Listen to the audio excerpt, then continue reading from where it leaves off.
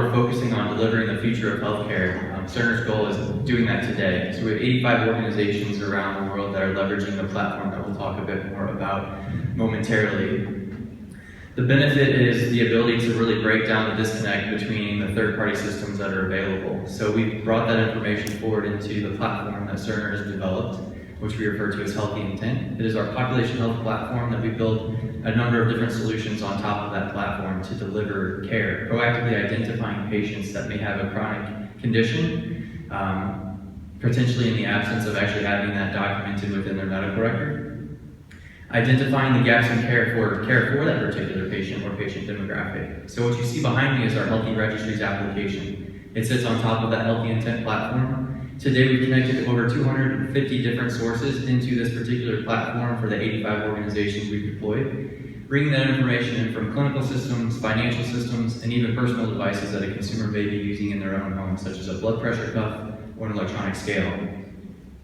So we'll talk about a patient of ours, Albert Peterson. He's a 75-year-old male.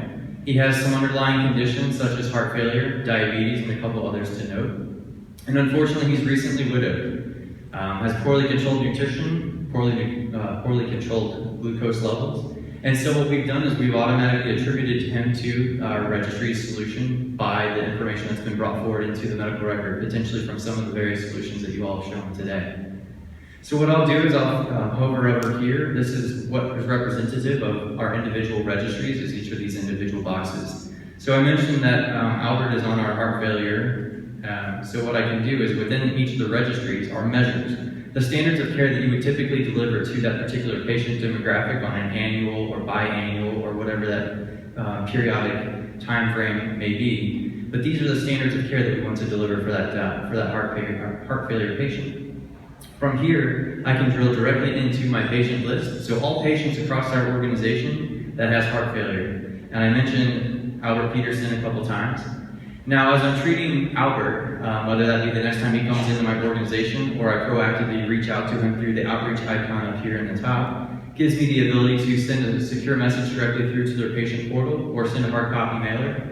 I can see that I have beta blocker therapy that's overdue. So very quickly I have good indication as to where I need to focus my time. But again, Albert is not just a single chronic condition patient. I need to know holistically all the things that are overdue. So I'm going to select due and expand all those columns and bring information in from the diabetes, the hypertension, the senior wellness, and so forth.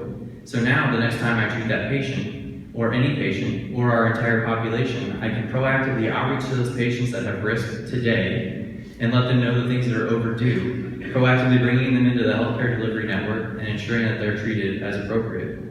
It's unfortunate that we see so many individuals like Albert within our healthcare system that have preventable issues or conditions that we could have addressed days, months, years, or years ago, where we could have proactively identified that patient well before they wound up in that care.